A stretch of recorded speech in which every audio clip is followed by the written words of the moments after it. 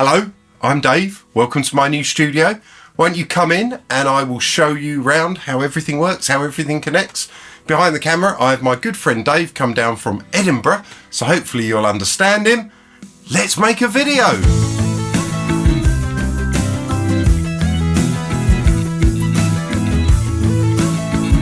So some of this is the same as the setup in my last place, and some of it is changed, been added to. I've added loads more outboard and some other bits and pieces, but at the core of it, I've still got the two Big Six consoles. The one on the left, console 1, basically that does drums. In a lot of the stuff that I mix is rock based, so that is kind of all drums, and the master insert on that is my drum bus processing. And the right hand desk there is all groups, so kind of like a stereo group of all my bass instruments, a stereo group of acoustic guitars, electric guitars, and then a group of pianos, keyboards, whatever, and then lead vocals, backing vocals, and then of course the master insert there is all my master bus processing. But in the middle here I've added the Softube fader and their console 1 plug-in controller, and that's fantastic because if I'm doing just door work, or if I'm doing some writing, which I've been doing with David, who's behind the camera there,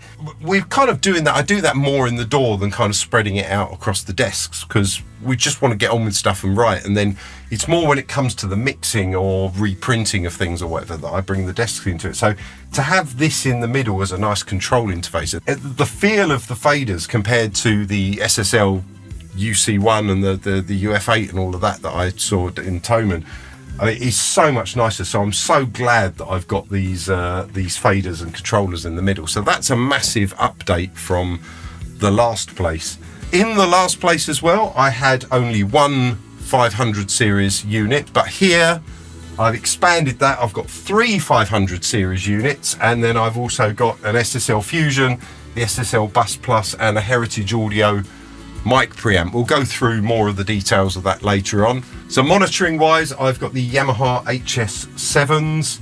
I think they sound absolutely fantastic for the purposes that I want. I'm not looking for something that's totally perfect. I kind of want something that just translates well, and I really feel that these translate well. And they've also got quite a bit punch, so I can mix with a little bit more transient than maybe I would on other speakers, knowing that when I put it on in my car or somewhere else, those transients do kind of disappear a little bit. These are very sort of transient heavy, which for someone like me, when I'm mixing, that really likes to make things slap, it actually stops me going too far because I'm really hearing all the transients. So that's what I like about these speakers. They don't have loads of low end, but when you listen quietly to them, they also work really well at low volume. So if I'm mixing at sort of about 70 dB, the bottom end just balances with the top end. And then if I really want to turn it up and we're sort of tracking or doing whatever, I've got my old Alesis Monitor 2s, which go down really low. You know, you can get 20 hertz out of those, and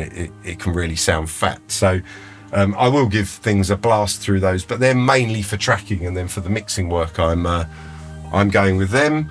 I've also got some racks of gear. I've got all my Blackline audio compressors here, leaving aside obviously the Bluey 500 ones, but I've got the Blackline audio ones there, and then I've got my old Drawmer, and I've got my old BSS DPR 402, and then over here I've got the IGS Tubecore mastering compressor that's lovely, and my Warm Audio preamp, and also an Alesis MIDI Verb 4 for a bit of reverb or delay or whatever, and then 6 patch bays. So that covers all the kind of gear I've got here. I've got a TV up there so I can see what I'm doing, and 2 monitors there, and my laptop set up, and that's the basics of the studio. But we can dive in a bit more and get some details now, and maybe Dave will want to ask a question or two about how things are connected. We'll see how that goes. So my first 500 rack, I've got 2 of the SSL EQs, I've got 2 of the Harrison MR3 EQs, and then I've got 2 of the B Dynamics, SSL B Dynamics, 2 of the SSL E Dynamics, and then I've got a Wes Audio Dione. Don't know how that's meant to be pronounced, but it doesn't really matter. It sounds absolutely great. And that is nominally all stuff that I'd be using on drums. And I have it all normalized via the patch bay, so things are easy to use. So if on my first 4 channels here on the first Big Six, you've got the insert buttons. So the first 4 EQs and the first 4 compressors are all normalized to that. So if I hit the insert button on channel 1, I'm getting the first EQ and the first compressor. In this case, it's the EEQ and the B dynamics, and that would be on the bass drum. Channel 2 is an EEQ and a B dynamics as well. Channel 3 and 4, which generally I use as a stereo pair for toms, will be the 2 Harrison EQs and the 2 E dynamics. And then the master insert, if I put that in, goes to the first UVEQ in the second rack, and then into the compressor here, the Wes Audio compressor. So I don't have to patch anything in just to use that stuff. You know, it's just there at the touch of a button. It just all comes alive, and that is generally a good starting place. And then if I wanted to change the bus compressor, obviously I've got everything connected to the patch bay, so everything is changeable, but it's a good starting point without having to get loads of leads out and have spaghetti mess, which is something I didn't do in my last place. The patch bay wasn't laid out for workflow. It was laid out just to have things in a, you know, in order of what they appeared in the rack, which actually kind of annoyed me, because then I'd just have to have patch leads in all the time, and so I kind of laid this one out more for workflow purposes. Does that all make sense? So on to the second 500 series rack. I already mentioned the UVEQ for the drums. I've also got 4 other UVEQs. They're all UVEQs in here. And the second one goes across it's normalized across the first 2 channels of the second desk. So anything that's a bass stereo pair, or even if I'm using it as 2 monos and I want the same EQ on both channels, this here basically is patched into the bass. It can be patched anywhere else, but it is used for the bass. And then I've got the third and the fourth, which I'll come back to. And then the final UVEQ is also going over the master of the desk, which that's the first thing in the chain. If I put the insert in there, the first thing in the chain is that UVEQ, which then goes into the Fusion, and then the Bus Plus runs in the insert point of the Fusion. So we've got 5 UVEQs there in the second 500 series unit. So we'll move on to this one here. So why do you have so many UVEQs? Why do I have so many? When you have a console, for example, like let's say you grew up using a console, you would have the same EQ on every channel. And sometimes if you want to put a cut in one thing and a boost in another so that they're not conflicting, or you want to cut 2 things in the same place, having lots of different EQs, you can't be certain that they're doing the same thing. So for me, these are all bus EQs, they're all stereo EQs. So I'm using them really to just EQ the stems to kind of fit everything together. So I've got the one for the drums, and I've got the one for the master bus, and I've also got the one for the bass. But the other 2, I can patch into anything I want. So I could have one over electric guitars, one over vocals, something like that.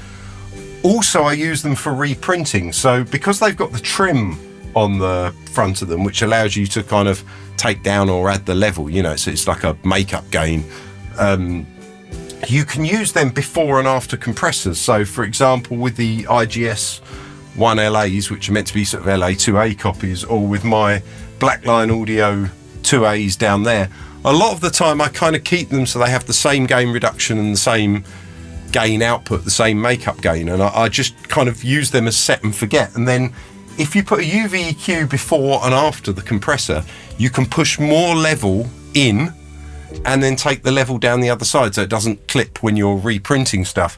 And also you've then got emphasis EQ. So if I wanted a compressor that doesn't say have a sidechain high pass filter or something like that, I could take down the bottom end going in and put it back up the other side. And because they're the same EQs, I can be fairly sure, you know, within tolerances of the fact that it's analog gear, but I can be fairly sure that it's going to be the same thing. If I take a certain amount out and I put a certain amount back in, I'm going to end up with a fairly flat EQ. And in fact, I could bypass the compressor and sort of test that and then bypass the 2 EQs. So these 2 are kind of for reprinting during the mix process, during preparing the mix process, and then on the final mix process they might end up on other stereo channels. They're so cheap nowadays. I mean, these were £1,000 each when they came out. I mean, I didn't buy them for that, and I bought my first one I think for about just under 500 quid, And then after that, I've been buying them up secondhand, and I think I got my last two for sort of like about 260, 270 quid each. When you've got a product that's that quality,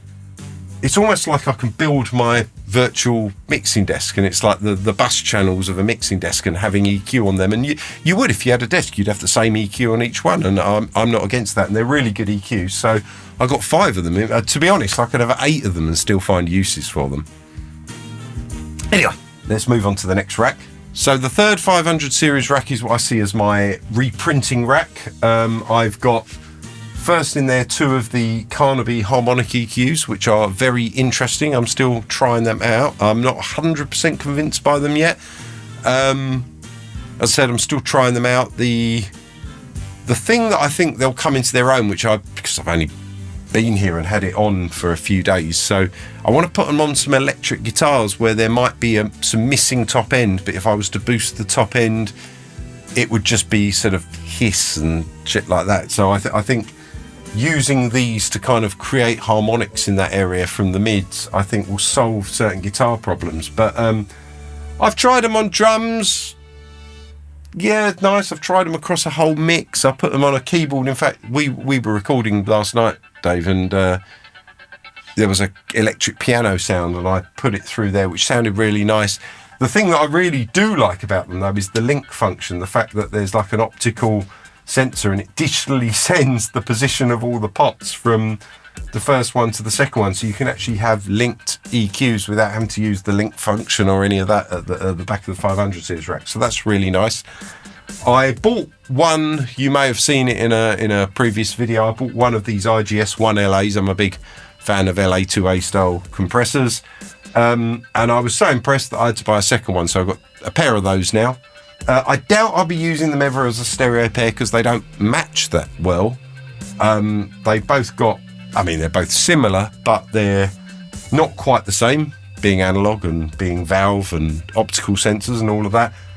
But I love to put an LA2A on a snare drum, which most people think is completely insane. I will have it with other things. I'll probably have an 1176 before it and some other bits and pieces. But there's something that when you hit 7 dB of gain reduction, on an average snare drum hit, there's something that an LA2A, a good LA2A clone, of the real thing or the clones, there's something that it does that just adds a certain punch, and these do that for a snare drum much better than the Black Lion Audio ones.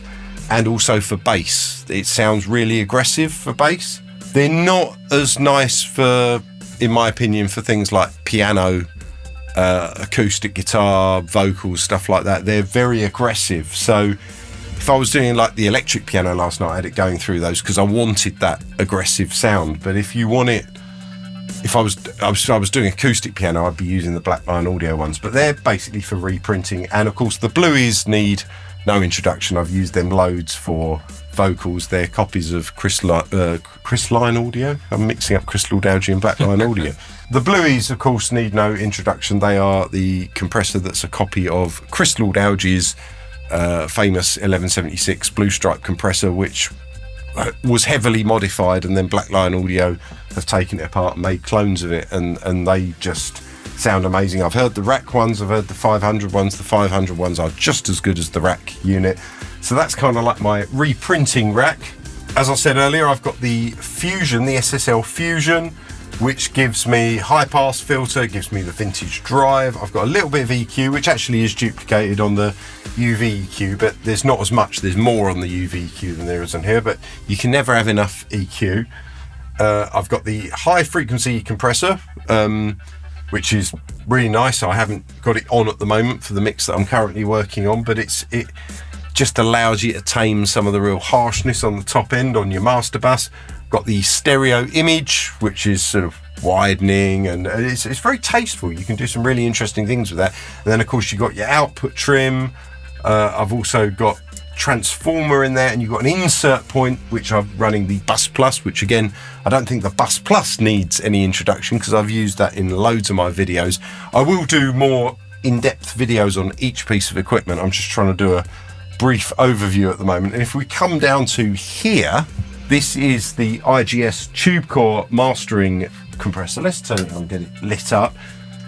That is just stunning. It's, to me, this is like the opposite of the Bus Plus. It's almost like if the Bus Plus is all about making things punchy and giving it that SSL sound, and it being sort of quite a lot of slap in the Bus Plus, and I wouldn't say it's rounded particularly, but it's a wonderful sound. It's real sort of aggressive glue.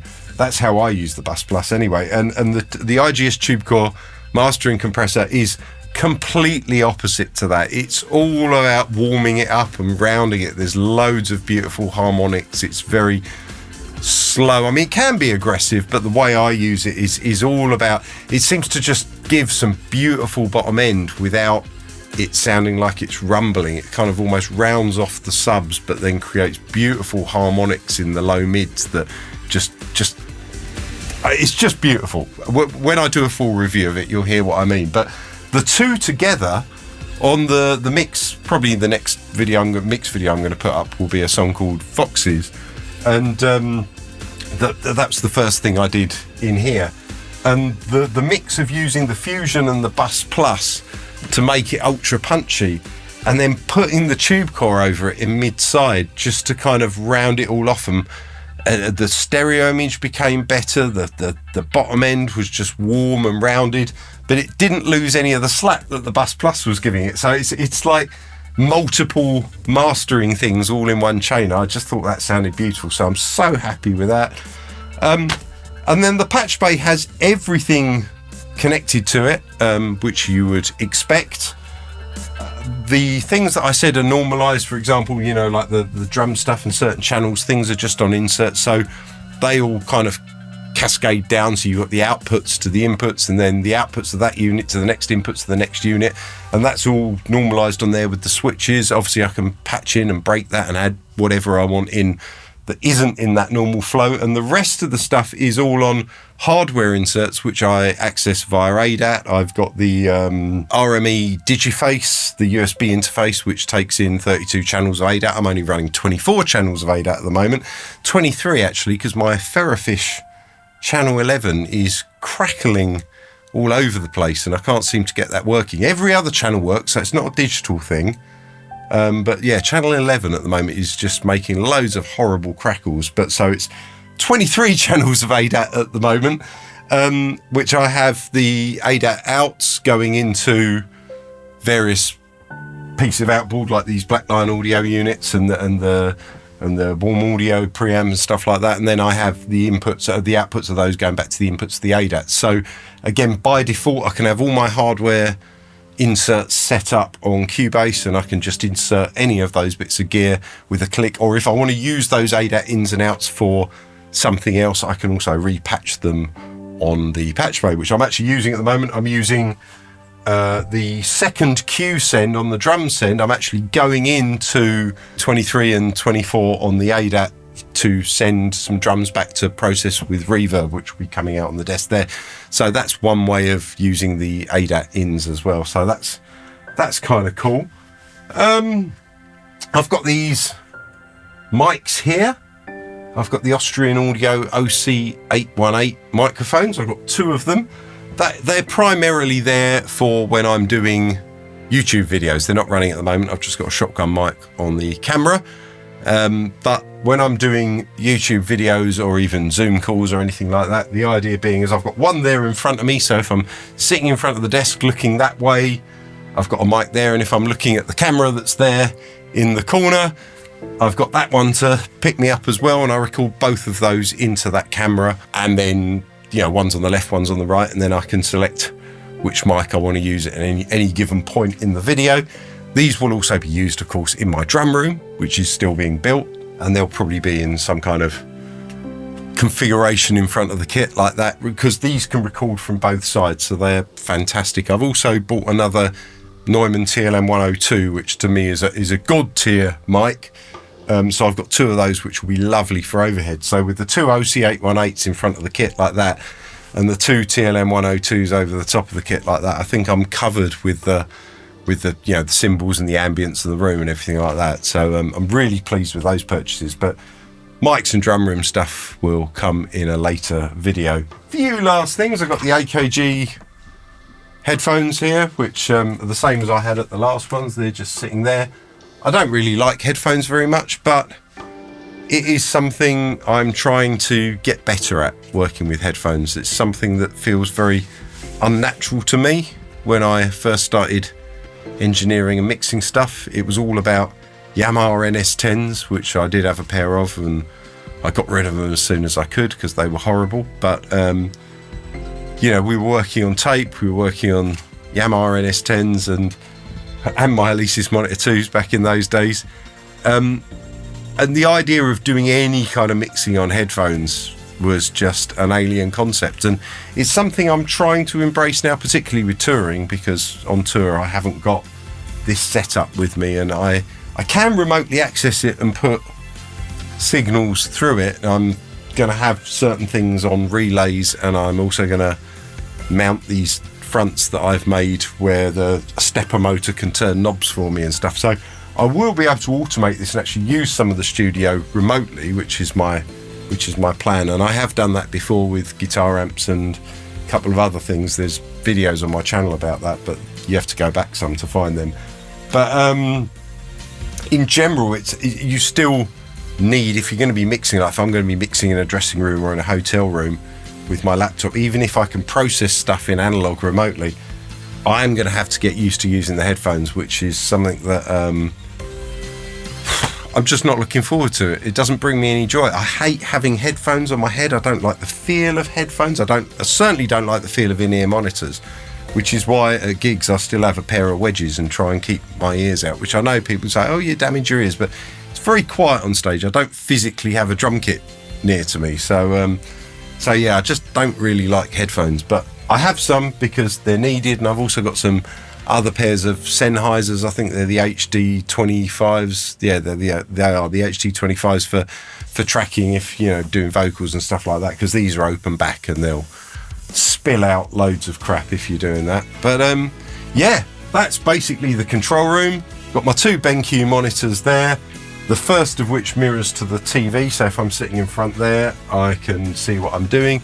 To be honest, I don't have that on a lot when I'm working on my own, but for YouTube purposes that is going to look cool AF. So behind me here, or in front of me here, because I'm looking at it now, is some IKEA racking with a load of vinyl, load of my books, other leads and bits and pieces. There's some tools where I've been doing the building work, and there's also albums both in vinyl and CD of things that I have mixed, worked on, recorded, or the Clique album there I didn't work on at all, but my friend John Paul, who was my boss at Rogue Studios for a while, that's his album, and he will be doing some stuff here hopefully, so I've put that up there as well to represent some of his achievements, because, you know, I like to think of the old Rogue Studios team as a family, and that's why I've called the studio, by the way. The name of the studio is RS2, because it's like my second go at doing a Rogue Studios type thing, and I think it's a lot better than Rogue ever was. The equipment is fantastic, and yeah, I'm just very, very pleased with the result.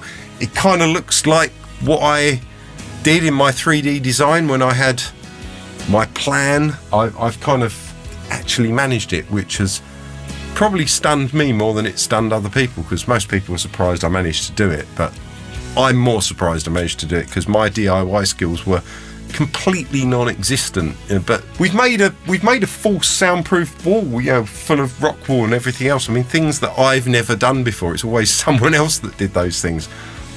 So yeah, really pleased with the studio.